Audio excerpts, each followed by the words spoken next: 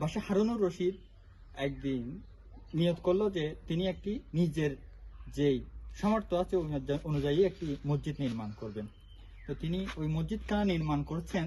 করার শেষে তিনি আল্লাহকে বললেন যে তুমি হাদিসে বলেছো যে তুমি বান্দার জন্য যে বানায় তার জন্য একটি ঘর বানাবা, তাহলে আমি ওই ঘরটা একটু দেখতে চাই। বাদশাহ হারুনুর রশিদ ওই রাতে ঘুম গেলেন এবং আল্লাহ পাক তাকে ওই জান্নাতে যে ঘর আছে সেটি দেখাচ্ছেন। তিনি ঘরটা যখন পরিদর্শন করছেন তিনি দেখতে পারলেন তার ঘরের পাশে আরেকটি, ওনার যে ঘর একই রকম আরেকটি ঘর আছে। তখন আল্লাহর কাছে তিনি জিজ্ঞেস করলেন যে আমার ঘরের মতো আরেকটি ঘর এটি কার?